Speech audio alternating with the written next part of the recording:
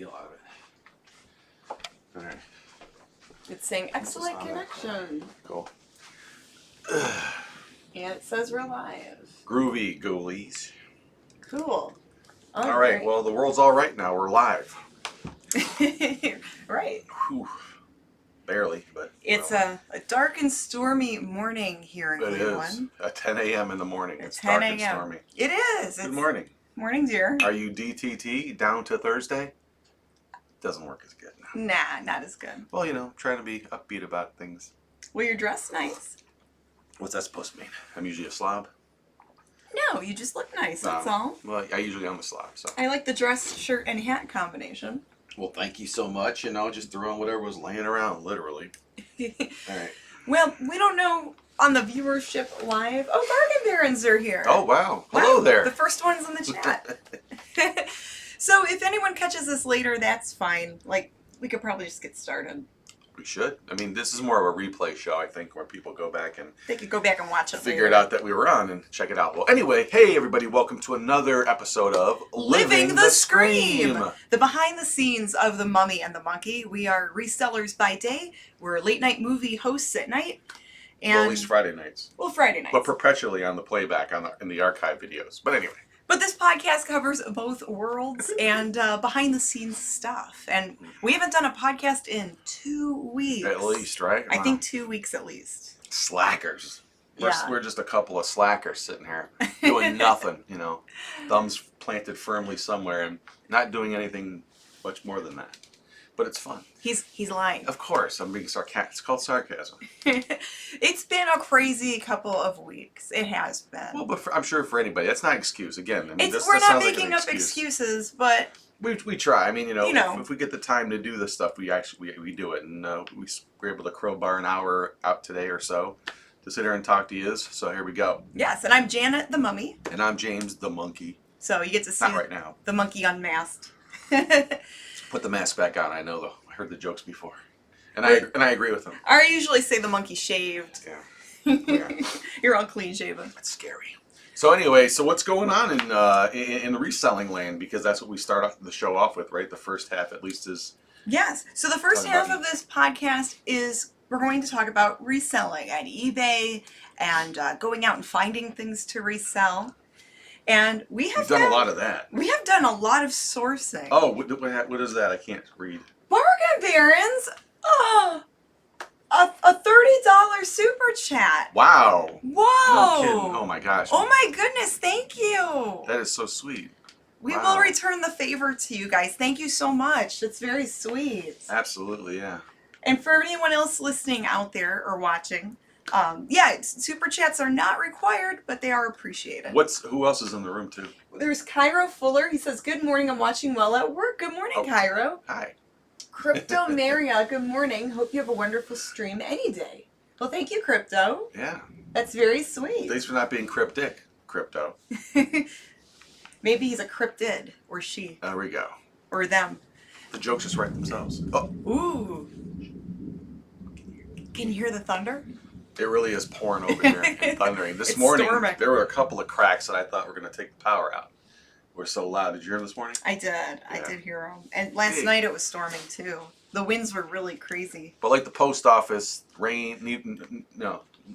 neither rain nor sleet nor snow or whatever stops us from... We still work. We still do our eBay and your graphic design and all that. So eBay. So what are we talking about reselling? So we alluded to that we are we found a lot of stuff lately. We went to a couple of yard sales that were like amazing, like crazy. Yeah, so we were dog sitting last weekend. We were helping a friend babysit their dogs, and we were in a different town.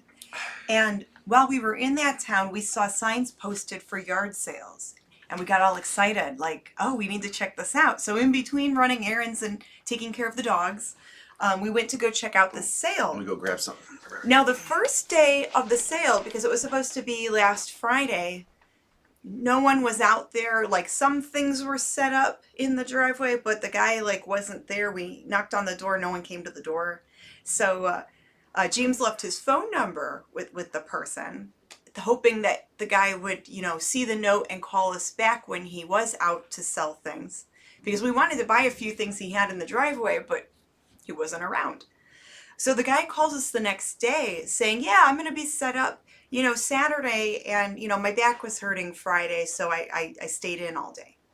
And we were like, oh, okay, yeah, thank you. We'll go take a look, because there were a few really, really cool things that James and I saw that we were both interested in.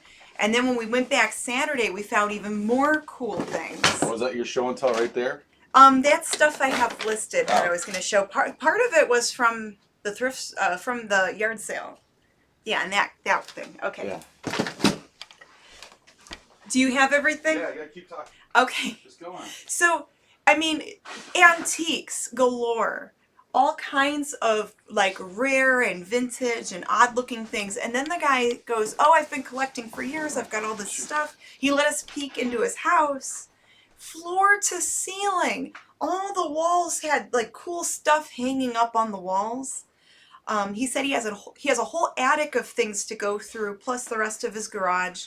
And we're hoping he contacts us again, because he was going to do another sale. Well, he said he wanted to do like every other week, do a sale. So we're gonna have to keep checking back.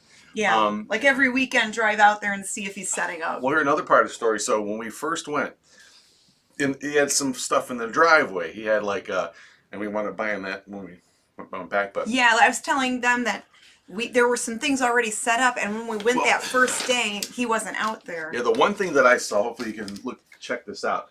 Oh, it is a, yeah. Here, do you want me to help? Okay. Okay. I think that's okay. This is an actual photograph from 1926. It's a women's basketball team, and it says what, world champs 1925 to Newman Stern. Yeah, World on champs. the basketball. Yeah, 1925 to 1926. And there's two fellas standing on either side of the women, right? And I did a little research real quick, and I need to do a lot more, but Bargain Baron says he loves that photo. it is an amazing photo. It was sitting in the driveway. You know, it probably sat there all night, because I don't think he brought that stuff in. Yeah, because we saw, well, you fell in love with this right away, and then there were some other things that looked really cool, so we were like, oh, I can't wait to go back. Like a 1951 Zenith television with the round, it doesn't have a round tube, but the window in the front is round. We did end up buying that television. Of course, yeah. I was like, I got to know how much. I'm thinking, oh, this is going to be like $100, and this, God knows what he wants this photograph. Yeah, we were afraid of it was going to be all super expensive. So there was a pad of paper and some Sharpies on a table there, and someone else left a note. I'm not sure who left the note. I don't know if it was the guy or whatever. But you said, why don't you leave your number? So I did. I wrote down, I'm interested in the basketball picture you have. Give me a call or text if you can't, left the number. Right. Well, like 9 o'clock the next morning, phone rings. I don't recognize the number, so I answer it. It's this guy. His name's Mike. First name's Mike. And he goes, yeah, I'm calling about that picture you're looking at the other day, the basketball picture. And he goes, if you still want it, I'm like, oh, yeah. I said, how much is it? He said, $3. I'm like, yeah. $3. I said, please hold that for this amazing photo. So these women, go ahead. You know, and it's an all like women. It was a basketball team, well, right? Yeah. When I looked up Newman Stern, they were a company, and I believe this is Newman and Stern, the two guys that started this company. So they were business partners. It was they started a toy company in the early 1900s in Cleveland. And they made like electronic toys and or whatever they had for electronics back then, like electric stuff, and things that use like radio waves to. I don't know. I'd love to research more what they made. But anyway, during World War I, they were told to not make that stuff anymore because it had to do with the radio. Probably they were doing a lot of radio stuff. You know, they didn't want anything to interfere with the. Maybe with the war, and then maybe for supplies. Supplies. Yeah, they needed the supplies for the war. However, then. Yeah, so they stopped making that into. And to make up for lagging sales in electronic toys, they started making sporting equipment. And they had a store in Cleveland up until the early 70s. So like basketballs and uniforms. Who knows? Again, I guess. Or we'll have to research it more. And they have a really big trophy here too, which is kind of cool. So they may have had their own basketball teams? It could be like a corporate thing, like maybe within their company they played other. I'm sure that I don't think this is NB. So these might have been the sales ladies working at the store. Yeah, I don't think this is like the national women's basketball team, but because it has the name of the company on there. But their outfits are adorable, and they have the Chucks on. I love their hair. They got the old Chuck Taylors. I love the hairdos. So yeah, so this is what hooked me, and like Janet was telling you, is when we went back, he said, "You want to check out my house?" Yeah, he let us peek inside the living room. Oh my God. We're gonna try to get footage. Bargain Barons, you're not gonna believe. I mean, we're hoping to get footage because at the time we were dog sitting and doing other things, and we didn't think to bring the camera. Oh my God. It was just one of those like spur of the moment things like, oh, there's a sale. Oh, darn, I don't have my camera. The overwhelmingness of this, it's beyond anything I've ever seen. I said, you live in a museum. He goes, he goes, yeah. He has like stuff that dates back to the 1700s. Stuff that maybe like insane. Abraham Lincoln had something to do with like a piece of paper he wrote on, like a scrap paper or some kind of weird thing. But anyway, he said he wants to declutter and get rid of stuff. He said his attic. His prices were so cheap. He said his attic was jam packed with stuff, and he was trying. And the reason why he wasn't there on that Friday. Whatever went, because he hurt his back. Yeah, he said his back was bothering him. So he just asked her. So then he was setting up the following day instead. And then when we went back, there was no one there again, but he was sitting out there. And it seemed like people started popping in. It was like one of them weird things. But we had already gotten our claws on a bunch of the stuff and started making a pile. And we'll show you some of that in a minute here. Yeah, some of it I've already listed. There's one piece I think I'm going to keep from that yard sale. Maybe I should go get that real quick. Is that the one I gave you? What is it? It's a smaller thing. Go ahead, get it. Okay, if you want to talk, and I'll.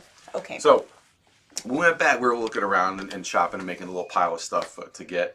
And I hear him make comments like, he said that he goes earlier that day, and on the Saturday morning or Sunday morning, whenever it was Saturday morning, he said that people came through and he already sold stuff that was like prints, like lithographs or whatever from like the 1700s or whatever the printing process might have been, like engraving or But things like that, I think he's selling this stuff real cheap because he's got so much stuff, and I overheard him say too that he doesn't need the money. So who knows what the guy's up to. We don't know the situation, but he's house is probably paid off. He probably, if he dealt with this kind of stuff for 40 years, he probably has a ton of money. And it's not like he worked for a really, I don't want to get involved with what he worked for, but it was pretty high profile stuff. Yeah, we won't get into it. And he got paid a good amount of money to work. All legal. It's a real company. Can't take it with you when your time is up on this planet. Yeah, so sell it to us so we can make a living right now. But anyway. Yeah, and that way it won't end up in a landfill. Yeah. It won't end up in a trash can. It's going to have a new life and someone else can enjoy it. So let's show people some of the stuff. Even if you're not reselling, there's some things that, you could find at these sales that you can enjoy or get a good deal on or whatever. So here's some of the cool stuff. Here's something I picked up, and this was part of our bundle. We pretty much bought like a carload of stuff for... We did. Like $80. Yeah. It was like cheap. Well, when he told me, when I said, well, how much is the TV? Did I say how much it was yet? The Zenith TV from 1951 with the round. He said $15. I'm like, that's going. I said, let's just put this sold. Like, no problem. I mean, wow. I had to have that. So this is one that I'm going to keep, and I don't know the stone, but it's sterling silver with some type of gemstone. But it's a nice chunky bracelet. So that one I'm going to keep. I have to get the latch on it fixed, but I'm like, oh, that's cool. It looks vintage. I don't know if that's jade. I don't know what that is, but it's definitely silver. There's some comments here. Let's check some of these out. Comments, and we'll show more stuff. Excuse me. Let's see. I think it looks like I'm looking at your butt, and I was. Sorry. Well, it is right there. Sorry, not sorry. Jeez. Okay. Sorry. This screen's kind of... I'm trying to... Oh, no. You what? Don't you know what you're doing? No, it's good. See how I'm talking about? Oh my God, $15 says Bargain Barons. And they said that they have a new video that's coming out. And then he's saying you won't believe what we found. Ooh. Some of the best finds of the year so far. So yeah, go over and check out the Bargain Barons YouTube channel. We have some YouTube celebrities in the chat, the Bargain Barons. And they find the coolest things. They go to yard sales and estate sales, that type of thing. And they're into the Victorian stuff, and the what's that called? The Vaseline glass. Uranium glass. Uranium glass. Yeah. So yeah, check out the Bargain Barons on YouTube. Give their videos a like. Oh, they're amazing. They're so much fun to watch. Nice couple there. Yeah. And so we would definitely check that out today. That'll be the first thing we look at after we get off of here. Bargain. They also said, I'm sure I paid like $400 for my Philco Predicta. Well, so they bought Philco though. Philco, yeah. Well, I might wind up. This Zenith was only $15, and it has all the dials. It doesn't work though, but I He think, said someone bought some tubes out of the back of it too. So I mean, something. I mean, but still, I can flip that here probably for a and good amount of money. some people just want the cabinet. Some people will gut them and like turn the cabinet into a mini bar, Yeah. or like put a flat screen in there. That's what I wanted to do because Yeah. we done it before with a big old cabinet TV. I wanted to because I love the round screen. I actually want to watch stuff on it, but you want me to get rid of it, so. Well, I don't know if we could use it as a prop for the show. It's too big. It might be too big because it stands like yay high. Yeah, it's kind of tall, actually. It's a big chunk of something. It's a chonky TV. It's a big guy. I was gonna leave it in my man cave and hook it up so I can watch old TV shows. You guys throw the word celebrity around loosely. No, you guys are up there in the YouTube reselling community. Everyone knows Bargain Barons. Ray and I are Area Thrifty One from Hartville. He's working and can't watch. Aw, Yeah, hey Area Thrifty One. They're also on YouTube. Yeah, check them out as well. And God, we gotta get out there. I want to go check. Yeah, we need to check out Hartville again. Yeah. The Hartville Flea Market. I missed that. So, all right, let's show some of the things. All right, more stuff and here. get back into the podcast. Sort of a dolly. So this is a Bam Bam doll from the Flintstones. This is made by the Ideal Toy Company. He normally has a little hat and has his little club, and his little hand is supposed to hold the club. But you can't let that sit there. But he's so cute, I couldn't let the doll sit there. I need to clean him up with a magic eraser and comb out his hair. But he might be like $25 to $30 on eBay. So considering we paid $80 for the whole lot, I mean, there's just a few items that, you know, they can sell for a good chunk. Yeah, the guy gave us a hell of a deal. I mean, insanity. That TV alone should have been $100. So like this guy, this King Kong. Nothing old, but He's not old. He's from 2016, but he was in that same sale in the same lot that we purchased. And I listed him on my eBay store, and he's $30 plus shipping. And it looks like they go for around $30 plus shipping when they're out of the box like that. Huh. So there's King Kong from 2016. All right. And here's something I haven't even messed around with yet. This thing weighs a ton. It's a nutcracker, a dog hinged mouth nutcracker thing. Yeah, there you go. It weighs a ton. It's not a repro. I think this is the real deal because I looked them up and someone re-screwed it on the bottom. Obviously, it's got different screws, but That's old. Yeah, but the guy painted it too. He used some kind of like. But if you're in the restoration, you could probably strip that stuff off of there. I mean, it's cast iron. He's still cool. But but untouched, they go for like $50 to $60 online. But it's heavy. It's nice. Maybe $25, $30. Yeah, but we were just grabbing anything that looked antique and old and cool because we knew we were going to get a decent We didn't deal. even look anything up. No. We were just as soon as we heard what some of his pricing was, It's like we were like, let's just shop and make a bundle and hope for the best because a lot of the stuff was really cool. Yeah, here's some other stuff I got. Good morning, Swamp Picker, another YouTuber. Some of these Halloween lights. These aren't. These are the aliens that Easter Industries put out, and they are. And if you're into the Easter Industries stuff, Halloween stuff, you know that they also made the Scream. Ooh. Yeah, the Scream face guy. I wore a Scream shirt yesterday. I should have worn it for today. I have. Oh, those are in another box, but I have bigger round lights too with that same graphic on it. There's 2 sets of those string lights, and then 2 bigger half dome round lights, and those are good. Those are decent money. Those are like maybe I might be able to get $50, $60 for the set for both sets and both lights. That's the lights, awesome. the string lights work. I'm still testing the round lights, but even if they don't work, someone's gonna want them. Well, you could swap out the bulbs or the battery right? stuff was a little corroded, so I have to clean that out. And if the contacts mess with the electronics, then you have to rewire and everything. Maybe not. But We'll someone see. it's still dark outside and it's still rainy. Just an update on the weather. You get the weather here, the news, everything. The weather report and the podcast. So that's a little bit of what we got. We got more stuff. I'm trying to think what else we got that could. So this guy I'm gonna keep. He was only $5, and I don't even know. I think he's like an Asian wooden carved frog, but he's so cute looking. He looks very proud of himself. I like his little pose. So yeah, this guy I'm gonna keep. So we're gonna keep our. There's 2 items from that lot that I'm keeping. Yeah. And there's the back of Froggy. We will definitely bring cameras out next time we go there and get some more footage on his particular sale because we are going back. That's for sure. We are, and we're always on the lookout for the local sales. I gotta go get something else. We did do some thrifting the other day too. Yes. And found some decent things. We also hit up a local flea market on Sunday morning. and I found a really nice thing at the Sunday flea market. I found a vintage Coach bag for only $10. So I listed that yesterday. And it's in pretty good shape for being like, you know, 30-something years old. But it's a Coach Willis handbag. And it's authentic. So I was like, yeah, $10. I'll buy that. Why not? That's awesome. Yeah, and then we went to the flea market the next day, thinking we were gonna go hit that guy's sale up again, but Yeah, because but he he said was a he was no-show. gonna set up again Sunday, but then he ended up not. But it turned out okay because Yeah. I don't know how much you told him, because then we went back, went to the flea market.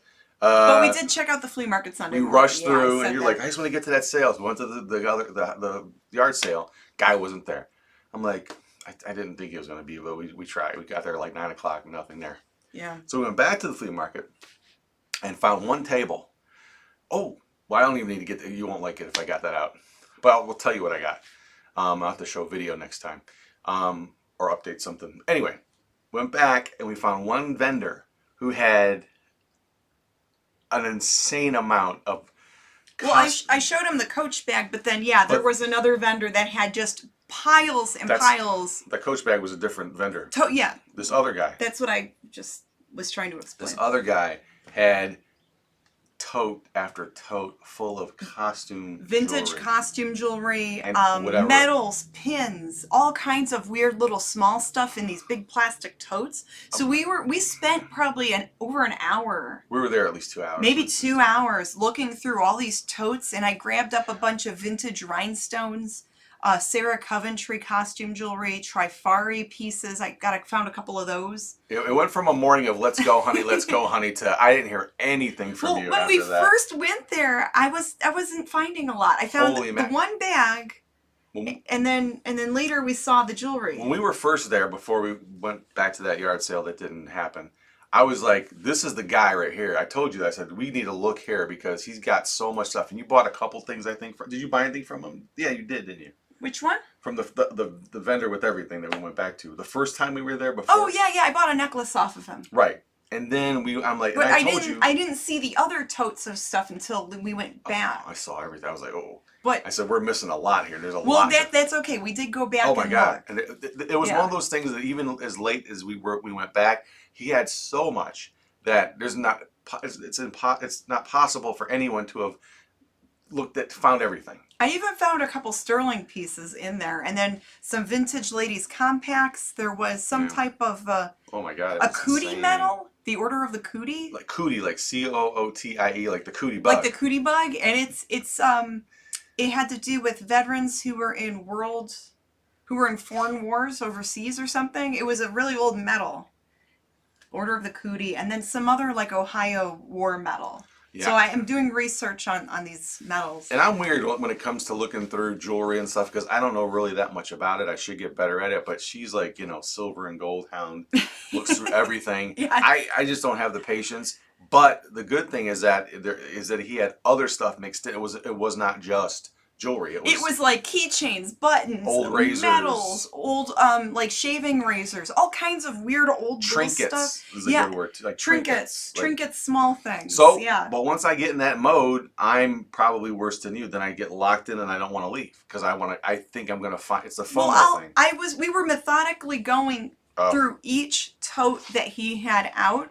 As best we could. And there was another shopper there also going through the totes who was really nice about it. And I would tell this person, like, okay, well, I went through these. I didn't look through those yet.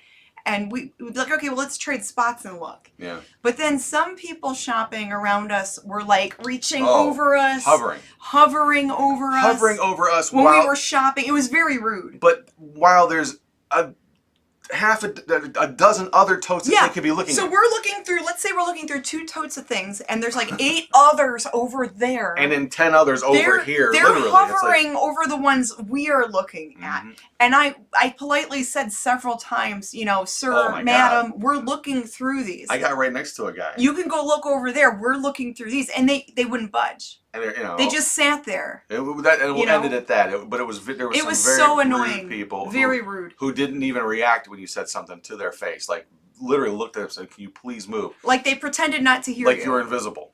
Okay. Yeah, it was so aggravating. But it's not worth the. And then with the pandemic stuff and all these germs going around, do I really want someone hovering over me when I shop? It's just rude in general. It's so rude to do that. Anytime that happens, I don't care. Even before the COVID pandemic, stuff. schmandemic, doesn't even matter. It's like it's a rude thing. Anyway, very rude. Anyways, but we dealt with it. We sucked it up and we worked on it.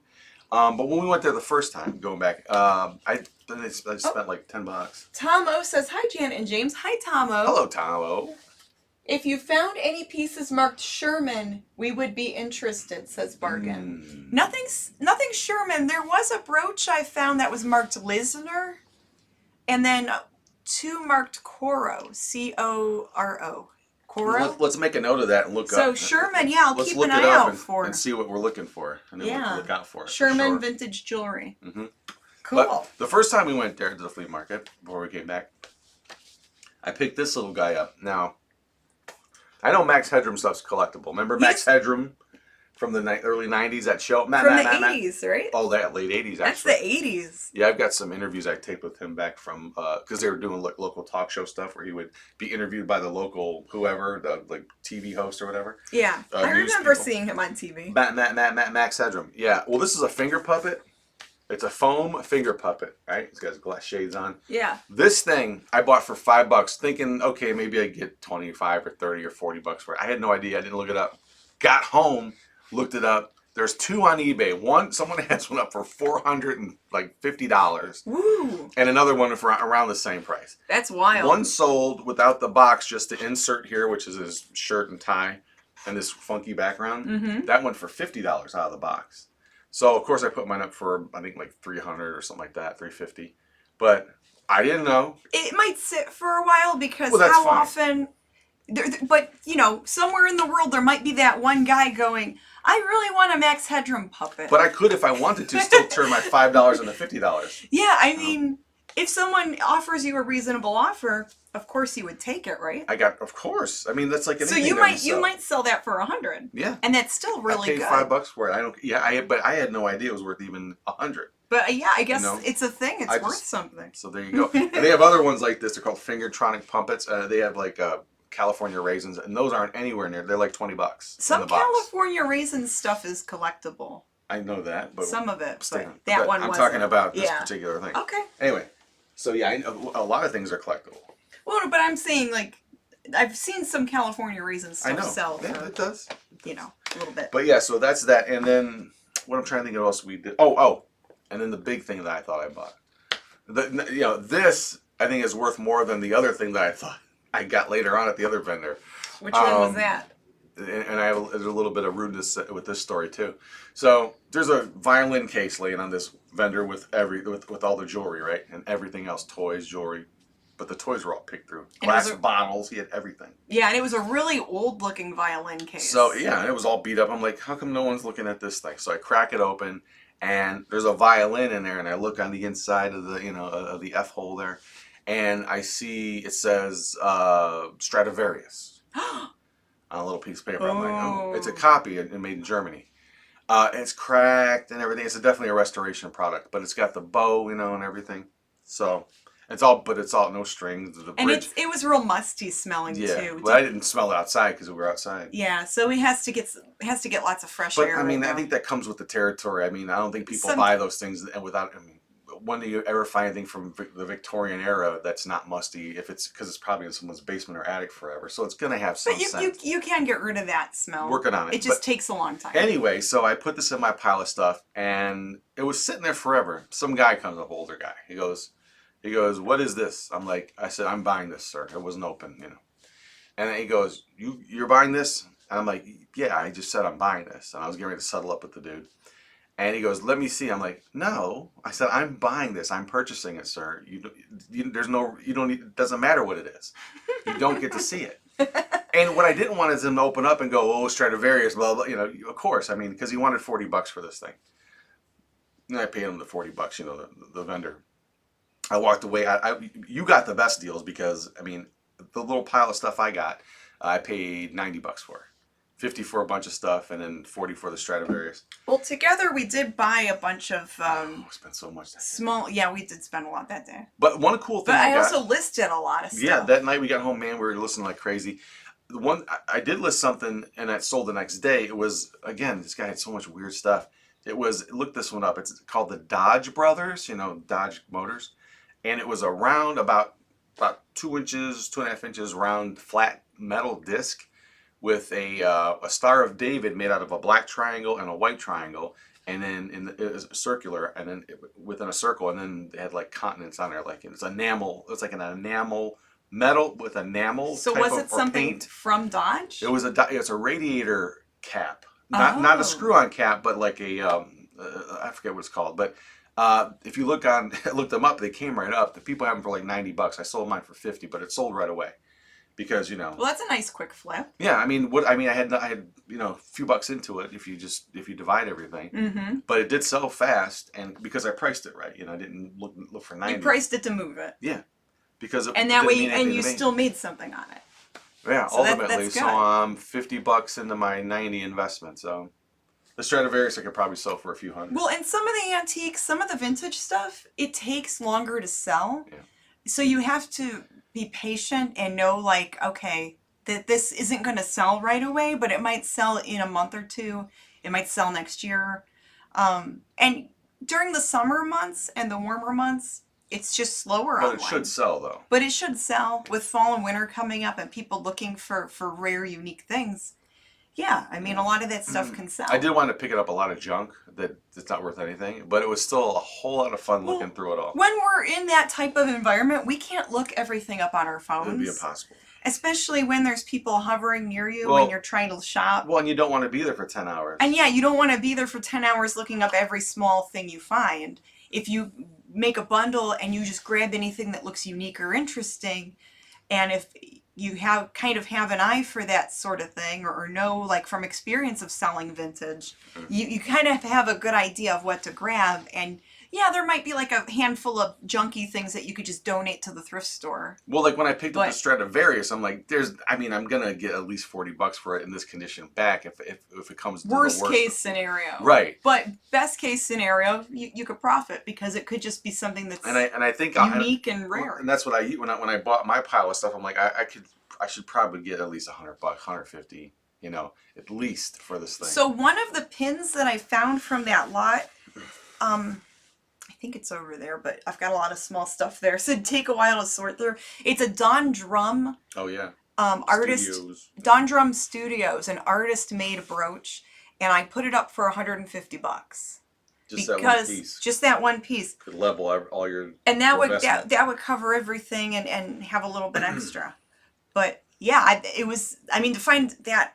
Don Drum's little sculptures and art pieces. He's a metal artist. I think he's still alive. Probably still. From, I think, Akron, Ohio. But yeah. You sold a mirror or something of his a couple years ago. It was like a little mirror. But yeah, so as long as you're pretty confident without looking stuff up that you'll make your money back, with a few things, to do the break even point, obviously, and then everything is gravy that does sell after that, then you're good. I mean, yeah, we would say probably don't go in there and don't go into anything and buy a ton of stuff, like almost buying a blind pallet type of thing. No, like those wholesale pallets and the return pallets. See, that's a different gamble. That's a whole different thing, because some people are way into that with reselling, and we don't. We like finding the really cool old stuff, and we like trying to pick out our own things rather than just order a pallet and cross your fingers and hope you get something that's going to pay for the pallet, ultimately. Yeah. But I'm saying, that mentality of of buying a bunch of stuff versus and having a little bit of knowledge while you're buying a bunch of stuff to know that you'll at least get some of your money back. And it was just a hell of a lot of fun, like I said, looking through all that stuff. So what's going on in the comments? Tom O says, I can't believe Max Headroom is 35 years ago. Yeah. Wow. Or he says now. I thought it was wow. And then a real one would be at least $1 million. Stradivarius, $1 million? Oh God, yeah. I mean, that's a copy. Oh, it's a copy of it. It's a copy of Stradivarius. Because, yeah, I mean, it was a popular instrument. I mean, the maker. So they would make copies of it. Yeah. Okay. But it was a copy made in Germany. I don't know that much about it. I just know that Neither do I, but I know, just from looking online, there's different, and the copies were made in different parts of the country, different countries. So people still buy the copies? Oh, sure, yeah. Okay. I mean, if you couldn't afford a real Stradivarius, even back then, they were very sought after and very expensive to have an original one. Yeah, this is a copy, and it's very beat up and stinky. So, but I think it's one of those restoration projects, and as long as it's authentic, the case it's in is the case looks really cool. It's all weathered and beat up. It has that really cool, like, aged look. It's got some writing on the inside. There's even some little chunks of rosin for the bow in there too still. And that's what you use to, rosin's like it's a resin basically that you use to grease the bow up with, wax the bow. But there's still chunks of the old original, and it looks like the writing on the inside of the case is from the early 1900s, if I was to guess. Wow. But I don't know how to date this thing. Maybe buy it flowers first. And... Maybe ask a music expert. See if you can contact... Dear music experts. Look up some maybe music stores or someone who specializes in violins. Yeah, actually... Maybe they would know. Right now I'm trying to get an old manuscript that I found a couple years ago looked at. And this could be something really good. I should start documenting and then filming. Maybe do a video about that separate. Yeah, basically I have a book, yay big, like a journal-sized old book from 1853. All handwritten, except for the idiot that wrote in ballpoint his name in the inside cover. But there's no author, but it's called the Lost Parables of Poor Richard. That's this is all written in the inside cover in Croquot pen, and then it's a 33-page. I'm going to call it a manuscript that was never published. I don't believe. I can't find anything on it. It's handwritten, like I said, and I did some research. I know who Poor Richard is. It's a character that Ben Franklin created for the almanacs that he wrote that were really popular back in the day. But that was, but this, is after Franklin's time, so it has nothing to do with Ben Franklin. But what I think it has to do with, someone pointed it out, because at the end it mentions the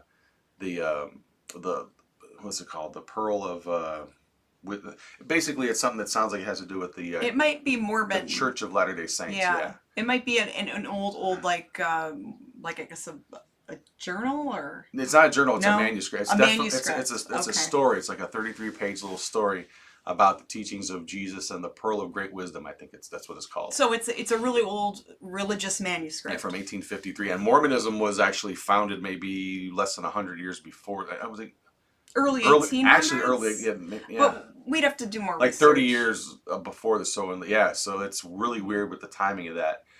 Could be related. Who knows? I know they were set up here in Ohio for a while. But anyway, we'll more on that later. Yeah, that's something that we could do separate in a video. I just have to figure out who do I contact to get this authenticated or looked at, and I think I know who I have to go to. But yeah. Anyway, more on that later. All right. Hello, I just got up, says Tony. Hello, Tony. Good morning. Up. Wake up. Bargain Baron says it's more counterfeit than copy. I believe all real Stradivarius violins have been discovered and are in known locations. There shouldn't be any more missing ones. That sounds about right. And Amputee Adventure says, Buenos dias, amigos. Buenos dias. Hola. Good morning. And Tom O says, if you're digging this live stream, please subscribe and hit the bell and give Janet and James a big old thumbs up. Bing. Thank you so much. Thank you, guys. Yeah, give us a thumbs up if you like the video. Wow. So what are we doing now? We're going to talk about Mummy Monkey stuff? We should probably go into the Mummy and Monkey stuff. Sales are steady. A little slow but steady with eBay. And it's still summertime. It's back to school time. Yeah. So I don't know.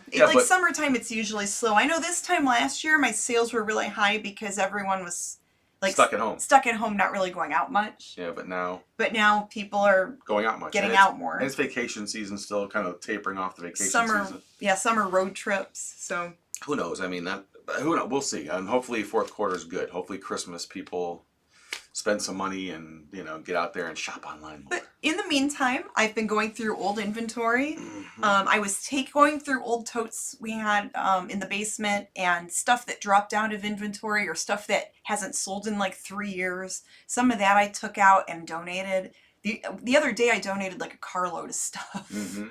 And then we came back from the thrift store with like 2 little bags of stuff. We're trying to be more choosy what we buy too. Oh, we had a big adventure at the Savers. We went to 2 Savers the other day, and the second one we were walking around and we found some stuff. We were excited about the stuff we found at the second Savers that we went to, Savers thrift store. Mm-hmm. And then Lights flicker. It was storming and then the power went out at the store. Power went out. Like, it wasn't even storming. I think it was just hot. No, it was storming. Was it? It was storming off and on that day. Yeah. It's been storming all week. But the power, and then they went back on for a second. And then on top of that, it's been really hot and muggy. Like the other day, it was like almost 100 degrees out. So when the power went out for the second time, it was it. They were like, okay, everybody, well, we can't obviously, ring you out. So if you want to leave your carts here, and everyone's like, I'm not going to leave my cart here.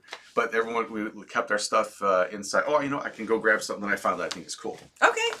There, we can finish up. So yeah, we'll wrap up the reselling talk in a few. But we went back, you finished that. So when the power went out and they couldn't ring us out, all the registers were closed. They were on maybe some backup generators. They only had like a few lights on.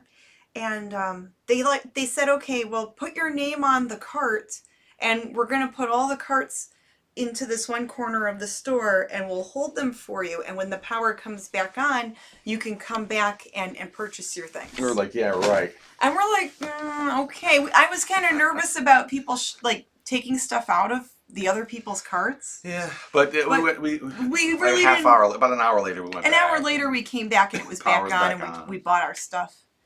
One thing I got, one of the several things I got is this old apothecary jar. Up this way. Here we go. Yeah, there you go. It's got the the snake around the pole thing. Yeah. I don't know how old it is, but it's.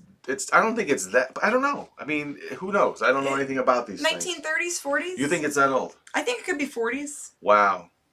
Yeah, some of the paint's worn off. It looks like something that they would put like cotton balls in. Yeah, things like that. Tongue depressors. Oh, I hate that word because it might mean that wood. Ugh. The taste.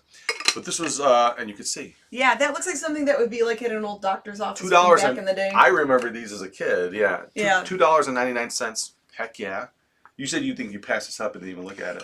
I saw it, but I didn't see what was on it. This is good. So sometimes I miss things. Sometimes he misses things. Well, it's good to have an extra pair of eyes. Well, sure. I mean, But yeah, that is a cool find. There's been many times I say, hey, did you see this? You're like, yeah, I looked at it and I don't like it. I'm like, of course you already found it. Now, why do I think it's good? I don't know. No, I saw that and just thought it was like a candy dish. I guess I didn't look at the design that was on it, and I didn't realize it was you don't find that every day at those places. So yeah, they do leave things around, and there's stuff to find. I know it seems hard, and there are some other YouTubers or resellers on YouTube that don't go to thrift stores at all. Right. But I like to mix it all up. I mean, it's fun to go out and look. So yeah, sales are slow but steady, and we're just trying to build up the inventory, adjust inventory, and have things ready so when sales do pick up, we can start rocking and rolling, and we're good. Yep. So yeah, I definitely, like a squirrel, have a lot of stuff scrolled away to the list. I got no shortage of that. So if anything happens where we're locked down again, God forbid, we can shop the house pretty much to put things online. We'd be good because there's a lot of stuff here. But I love it. I mean, and we love it because this is the way we make our living now. Yes. And I have been for the last 3 years. Ultimately, though, I want to declutter more. But declutter or sell more is two different things. And sell more. Yeah. All of it. You could whittle down your inventory to just stuff you think is going to sell instead of get rid of some of the long tail stuff. Well, and that's what I was trying to do when I said I was going through the basement and going through old totes. That's about all you can really do. Yeah. So we're trying. We are trying, guys. Mm-hmm. Okay, so Mummy and the Monkey. Ooh. The Hairy Scary Hangout is tomorrow night, Friday the 13th. Oh, Lordy. At 9:45 p.m. Eastern Time on our Facebook fan page. We are the Mummy and the Monkey on Facebook, and we have all the information in the video description below. That we do, and the reason why it starts at 9:45 now is because we have a 15-minute pre-show hosted by our trusty man behind the scenes, runs the show, Cliff Jablonski. He hosts a little 15 minutes of random stuff like cartoons, old PSAs, those public service announcements, movie trailers or comedy skits, whatever he can dig up out of the vault. Yes. That's just to get people in, make sure that their connection's working good, get their popcorn, their drinks, their snacks, whatever, all ready to go, and it gets you into the mood of the show, and it gets everything situated. People like it, so we're gonna keep doing it. So 9:45 to around midnight, we're on there, and then we switch over to our YouTube. What's the movie though? Oh, Satan's School for Girls. Oh, that's perfect for back to school time. And Friday the 13th. And Friday the 13th. It's a made-for-TV movie with, what's her name? Kate Jackson from Charlie's Angels.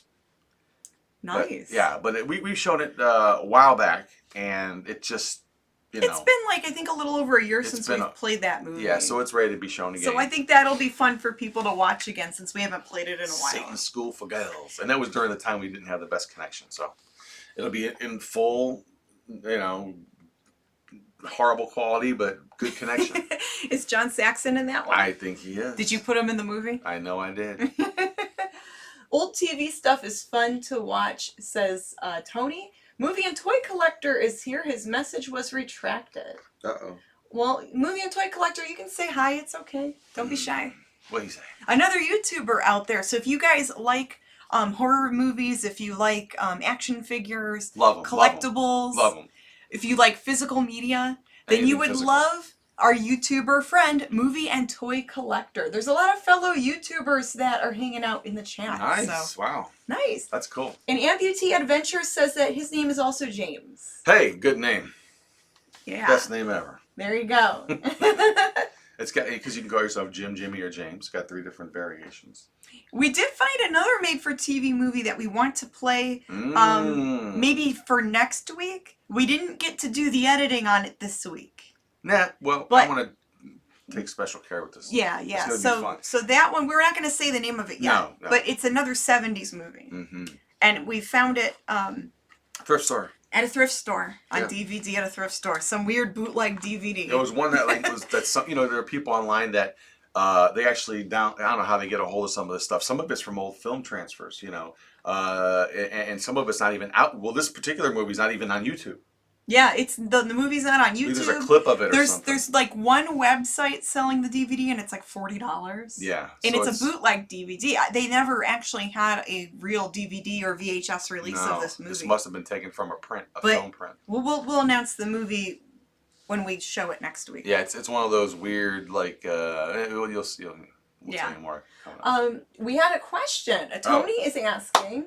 Have you guys ever showed The Undertaker and His Pals from 1966? We haven't, and that's one that we should put on the list because we're running out of movies. That's a good movie. Is it? It's like... It's not. It's a weird It's movie. Weird. It's so trippy and odd. I like it because it's odd. We're not going to have any choice. We're going to have to show it. Yeah, we'll show it. Because we're running out of movies. Maybe closer to October. Mm-hmm. Yeah. Sounds like an October movie. Yeah, we'll have to show that at some point. We're still... We're in the beginnings of coming up with our new Halloween special too.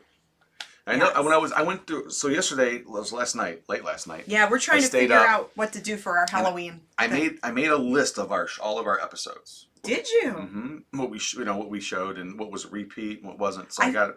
I fell asleep early on the couch, and he was up late doing all this. Thank you, dear. Oh, I loved it. It was so much fun to go down memory lane like that. And what did I bring that up for? Were you just talking about something that jogged my... I can't think now. Well, I went through and I looked at I made a list of a document of all of our episodes. All the episodes. Of all the movies we showed? Now, I'll be honest. There are a few episodes that we didn't do. There's a couple skipped numbers. Really? So we might be actually short at least 2 to 3 episodes what we think we're in. Well, I think there were some that were taken down because... Oh, I know what it's saying. So there's one movie by... No, it doesn't matter because I have a list of what we showed. That doesn't... If they're taken down, they're still on my computer. Oh. Well, I still keep a folder of what we broadcast. That was into your count. Yeah. Okay, because we had a few that we took down due to the filmmaker requested it. I still have a list of that. Oh, okay, I'm just trying to explain this real quick. Where we had permission to play the movie on Facebook, but they asked us if we could please take it down after so many days because they were trying to promote Blu-ray sales. Right, so it's not that. There's a time where we showed... Some episodes we did take down later on. It was that one of the discrepancies is with Little Shop of Horrors when we played that, so long ago, not the recent showing. But the first time we showed, and we had that issue with the connection where it dropped out or something. Remember? Yeah. There was that one, and so it says episode 98, 97, and 98, or whatever. No, 40 something, with like 41. So there were some overlapping or something. There was, but we reshowed it. So there's kind of 2 episodes. We didn't I think we just named it 43 and 44 instead of just 43. Oops. Try, because we did wind up re-showing, and then Close enough. right around the 100 mark, for some reason, there's no 98th episode. I don't have a folder for it. I don't know what we did. I think we lost count. No, it might be on my computer. I'll have to look. We'll have to look, but I need to go now. That's what I need to do is go through the Facebook archives. I don't mean to interrupt you. No, go ahead. We did get some questions, some good questions. Go ahead. Wondering how many hours per week you spend in front of a video editing program. I imagine a lot, says the Bargain Barons. Depends. It depends on the movie, right? Okay, there's two different things going on. There's the YouTube movies that you put together for reselling. Yeah, That's your question. So I edit all the YouTube videos, the behind the scenes YouTube videos, like when we go to thrift stores or do a haul video or talk about eBay. Usually I edit that because then it's like one less thing for James to worry about. Right. And then you love putting the sound effects in the movies and you're really darn good at it. And I'm not as good as doing sound effects for movies. And we both go back and forth with stuff for the show, like editing interviews or segments for the show, as far as like the pre-tape stuff. We take turns with editing some of the skits or the celebrity interviews. How long do you think, and I'm reaching over to grab this one. Yeah, there's some water there. How long do you think it takes you to, the question, how long are you in front of the camera, the camera, the computer, hours, the computer, hours. So if I'm editing YouTube videos, even if it's just something simple like give me a number. It's hard to say an exact number, and it depends on how long the video is and how much footage I have to sort through. Right now I'm sitting on a lot of footage we have a flea market video we never put up. I think we had some other haul videos we never put on eBay, or not eBay. We never put on YouTube yet. You could, because I had some computer issues and I had to buy a new, to me, computer. Well, I edit in iMovie, the program that comes with, every Mac you buy. And I like it. But I do have access to Premiere. I didn't even, I did realize that, but I haven't booted it up yet because I have the Adobe Suite. So I might crack that open and see if I can do anything with that. I'm afraid it might be pretty complicated, but I'm up for a challenge. And I use Corel, a Corel video editing program where he's Mac, I'm PC. So I like using my PCs. And I'm pretty fast with editing as far as like, doing interview stuff and editing a movie, like chopping it up. And sometimes I'll go, well, that's the thing too, the challenge is like, I love when we get a movie that's like an hour long because all I have to do, hour long and older where there's no swearing or nudity, because all I do is chop it up into 4 15-minute chunks and then put sound effects in it. That's fast. I can do that I could probably do a movie like that overnight, within a matter of maybe 4 or 5 hours. Didn't we showed a few weeks ago Grave of the Vampire, and you were saying that was the most difficult movie for you to edit because it had a lot of gore and a lot of nudity. No nudity. No swearing. Nudity, but it had some adult themes. It had a lot of how should I word that? You could say it here. It had rape stuff in it. Yeah. And a lot of reference to the way the vampire was conceived was by rape. And we didn't really want. I chopped all that out, and you could still understand what was going on because you knew the guy was. Yeah. Because they say, "I'm your son," so we get it. He dragged a woman, and I even cut a lot of that out. We get it. He's dragging her. Fade to something else. You don't need to see her pulled in and screaming for 5 minutes. We get that. We get it. Mm-hmm. So I had to go. So I had to went in there and edit out and make it a little more better for the audiences that we have. Because when we play these movies, we try to keep it for most ages to watch. Yeah. Obviously, it's parental discretion, whatever the parents decide that they allow their family to watch. I would say the racier stuff we do live here, if it's like innuendo and things like that. Yeah, I mean, we do some little innuendo jokes, fart jokes, burp humor. Yeah, bathroom humor, and all that, toilet humor. Yeah, and stuff it's like maybe PG-13 stuff. But that particular movie was very, very like violent for our show standards. That stuff doesn't bother me. But I've seen it already. I've seen these movies already. In real life, we watch a lot of movies like that. But, when we actually host the movies... Yeah, we try to have a certain sort of, quality as far as, the content of some of the violence and the blood and the gore. Because we get a lot of people that write into us and say that they watch with their kids, and their kids like watching us. Well, so even though we're not a kids show, we try to keep that in mind. Right. That a lot of families like to watch us. Now this was done. This is nothing new. This was obviously done during the age of TV in the in the 60s, 70s, and 80s when they would edit movies for television. I mean, they would cut a lot of that stuff out, obviously, because they had certain standards and certain things that they could show during certain hours because certain ages could be watching at that time. So that's kind of what we do with this. But that movie had, and there's one scene where the vampire picks up a pair of scissors or a knife or something and cuts this woman's throat. Well, and they pretty much show him slash from the back. They show everything. But what I did was you see him pick the scissors up, and I fade to a black screen, and you hear the scream and the. Your mind can fill all that in, Yeah, like you can still understand what he did. What's going on in the movie. He didn't tickle her with the scissors. Oh, she spilled strawberry jelly all over her neck. Yeah, so I mean, it's on her, and I hate it when that happens. Yeah. So anyway, so it can take a while. That particular, but it's different case to case. But I'm pretty fast with editing. I love editing video. Don't think fans really remember how many episodes you have. You could probably play the same movie 3 weeks in a row and nobody would notice. But see, and the cool thing about what Tony said. Well, the cool thing is that it would be a new show, but the movie would be a repeat. And a lot of the hosts that we grew up watching did that too. I mean, they repeated movies, but their shows were always different. The in-betweens. Let's see. Natural Bridges LLC says it takes him 1 day to edit. So he must be a YouTuber also. Yeah. That's cool. That depends. I mean, like, some people are real meticulous with, with the production. And it depends what program you use, too. Like I said, iMovie's very, very, to me, it's almost like a toy.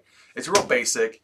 They've got a handful of effects, handful of transitions. To me, the titles aren't the greatest on those. There's no...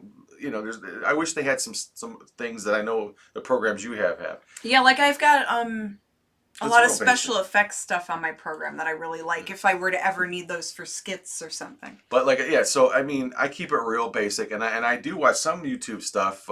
Like I think like the Tucker Upper, Tucker and Sammy. Yeah, I like that channel too. They do. Their video editing is very good. I mean, he uses that drone. He has got a drone. He's got all these fancy. Some of those shots are just incredible. Cameras and camera equipment, but I'm sure they didn't start out that way. No. They had to build it up. And, sure, but that type of editing is going to be way different than what we do. I mean, we're going to a convention, we're interviewing somebody. We want it to be, it's a 10-minute interview, chop it down to 3. That's what we do. That's a different level of, it's kind of basic stuff. Mm-hmm.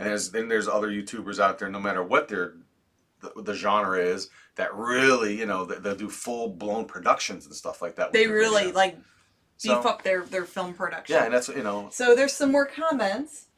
I know for our picking videos for the filming and editing, it takes me about 40 hours per week. From whom? And this is Bargain Barons. Oh, wow. And then I also work a 40-hour-a-week job. Oh. So I sell on eBay, and then you're also a graphic designer. Mm-hmm. So we also have, like the crowbar that all in. Yeah, we're crowbarring everything. We're trying to do it all.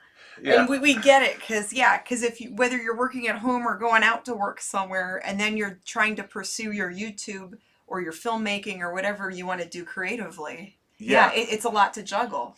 Yeah, it's going to be, who knows? I mean, like, to edit that much video, I mean, the more you shoot too, I mean, because I know the Bargain Barons, they use the GoPros, and we just started using those. And they have what's cool is that the Bargain Barons, you guys use those wireless mics. Or the Bluetooth or however it hooks up, but it's nice for audio quality when they're talking and going shopping. I'm assuming they're shooting in 4K then, right? Is that what we shoot into, or no, or 1080? I think 1080 because my computer could probably do 4K now, but I think 1080 is easier to deal with. But that's more time. I mean, it takes more time. And the video files are bigger.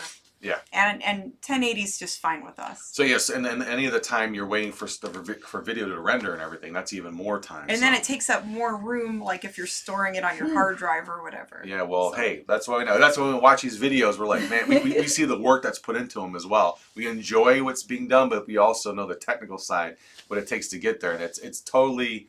It's definitely acknowledged, guys. Trust me. Bargain Barons also says, but I know you guys cut up movies, edit movies, add your own skits and add-ins seems very well done, and I imagine it takes a lot of work to put an episode together. But it's so much fun. But I it's love so doing much it. fun. Yeah, We do love it. And so do they. They love doing what they. That's why they do it. I mean, Yeah, no one would do this if they didn't like doing it. Of course, like it's a lot of work. Yeah. But we love it's if you're passionate about it, then you know. And I don't think it's work. It's well worth the work. And I don't think I'd want anyone would want anyone else to do it. I like to be because I've heard. Sometimes I wish we had like someone help us with the camera. That's different. There's I'm talking times about where I editing. wish someone else could like. But I'm talking about because I've heard I forget where I heard this saying, but editing is when you're an editor is God basically. When you edit video or anything, you are the final say on what's going to go out there. This is your chance to. This is your baby, you know. Kind of like a Bob Ross painting where he's like creating his own thing, and he's like, "It's your world." Yeah, Bob Ross. And when you're editing, you're like creating that. Right. It's like it's your world. You're doing the creating there. There's a difference between filming something and just taking that raw video and uploading it. I mean, that's all that's being done. But when you take it into an editing program, you are now manipulating this thing. Mm-hmm. This is what you're going to let people see. Yes. You know, this is, and it's a creative piece of work. It's a creative process. Yeah. Tony says play the Louis snoring on a rainy day video before the show. We might just show it on the Cliff Show. And Bargain Baron says no, just HD. They just use HD. Oh, okay. Okay. Yeah, that's probably easier than the 4K. The I don't 4K understand stuff the I 4K. think is still a little new. You have to have a lot And it's of a- memory and it's a beast of a computer Yeah, to it process gets all that. pricey to process everything. And it doesn't even get uploaded. I guess it could get uploaded to YouTube as 4K. You can upload it as 4K, but it's going to take longer and, all that. Yeah, and what Tony's talking about is this morning I took a video of our cat Louis snoring. I'll put that on the Cliff thing, on the countdown. That would be cute. But yeah, he can snore. I've never heard a cat snore like maybe Louis. use it for maybe I make a new outro. I mean, it can end with Louis snoring. With Louis snoring.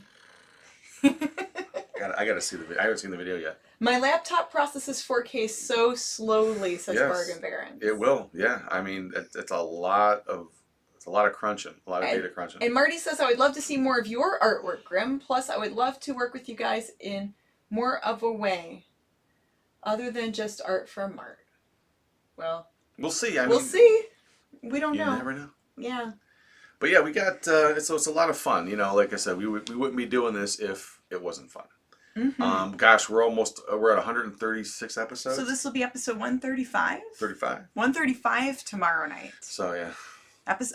We might be off by 1 or 2, but episode 135 roughly. And I'm excited. Today I have a meeting with the fella about something that could be really interesting for the show. Oh, that's right. I don't know how it's going to work. I have no idea. But I like it. I like I can't really divulge too much. So we're not going to say what it is, but it's a historic piece. Yeah, it's a very historic piece that you might be buying or...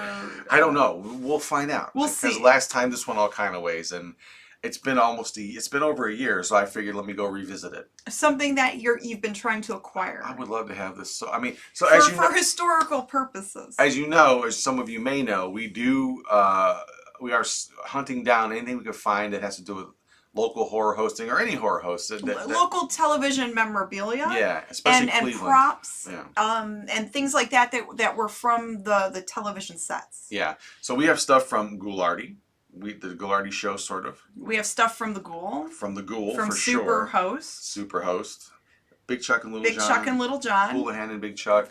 Dick Goddard from his collection, the Woolly Bear stuff that may have been used for television then, for Channel 8. Well, it was, and we have his Ghoulardi All-Stars uniform sitting in there. Yes. That he played back in the 60s. He was a weatherman in Cleveland, a huge weatherman, guy that made more than God here in Cleveland. And he also did a lot for animal welfare, yeah. for helping cats and dogs, and there is a law in Ohio called Goddard's Law, where now if a person mistreats animals, abuses animals, it's a federal offense. Yes. So thanks to Dick Goddard, who passed away last year, that is in effect.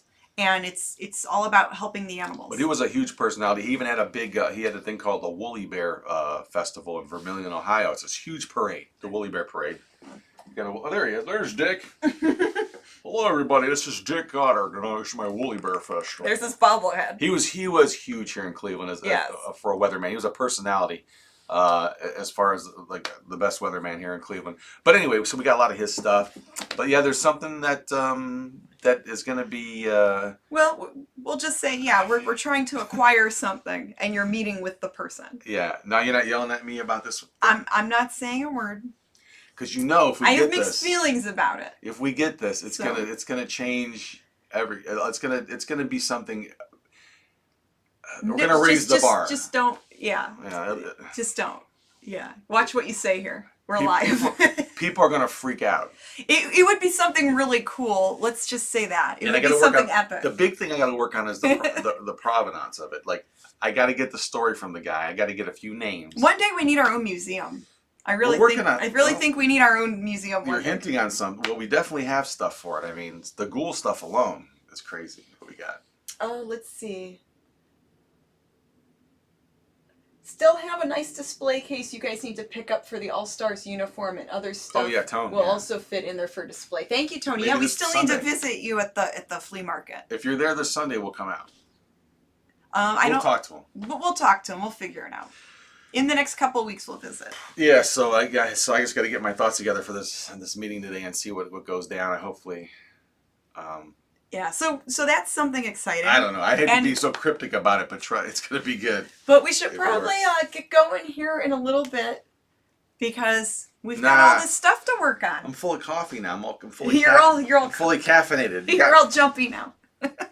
Yeah, but yeah, we got to get listing some of this stuff. I think to Mhm. get the listing all day. And if you guys are interested in shopping the eBay stores, I do have the links in the video description. We Oh. also have a Teespring store if you guys like t-shirts, tank tops, hoodies, that cool stuff. We want to thank the Bargain Barons, Yes. Swamp Picker, Yes. Movie and Toy Collector, The Stellar Tony Beller. the Stellar Tony Beller, Area Thrifty One, and all the other YouTubers who watch us. Please give the video a like, hit the subscribe button. We do appreciate you, and have a good day today. Keep cool. Happy Thursday, and we'll see you tomorrow at the Hangout. Yes.